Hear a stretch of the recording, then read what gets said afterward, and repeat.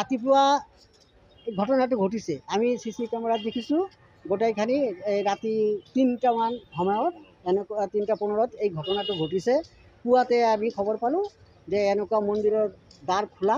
আহি গেছিলোঁ মন্দিৰত গোটেইখিনি বস্তু মোটামুটি 6 ভৰিমান সোণৰ বস্তু আৰু 14 ভৰিমান ৰূপৰ বস্তু সেইটো চুৰি কৰিছে। বাচন পত্ৰ গোটেইখিনি আছে।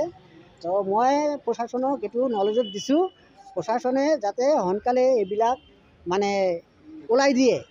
এইটো বাৰোৱাৰী বস্তু, গোটেই ৰাইজৰ বস্তু, এইবাৰ লৈ 3বাৰ হ'ল। এনেকুৱা বস্তু কিয় আমাৰ এই মাজমজিয়া মন্দিৰত হয়? প্ৰশাসনে কি কৰে না কৰে আমি বুজি নাপাওঁ। সিহঁতে ডিউটি দিয়ে না না দিয়ে। পিছফালে ৰাস্তা আছে, পৰিষ্কাৰ ৰাস্তা, সেই ৰাস্তা ওইফালেদি সিহঁতে গুছিল আৰু তাৰ পৰা তাতে গ'ল। এনেকুৱা আপোনালোকে প্ৰশাসনক জনাইছে?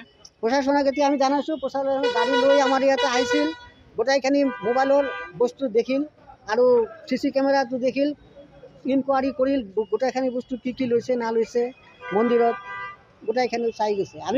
এতিয়া আমি প্ৰশাসনৰ ওচৰত বিনম্ৰ অনুৰোধ, যাতে এনেকুৱা বাৰ বাৰ পৰিস্থিতি হৈ আছে মন্দিৰত, এইটো বৰ বেয়া কথা। আৰু মন্দিৰে সোমাবৰ সময়ত সিহঁতে প্ৰণাম কৰি মন্দিৰত সোমাইছে, দৰ্জা ভাঙিছে। আমি এইটো প্ৰশাসনক ভালভাৱে কৈ আছোঁ যাতে এইটো অতি অনতি পলমে এইবিলাক চোৰবিলাক ওলাই দিয়ে।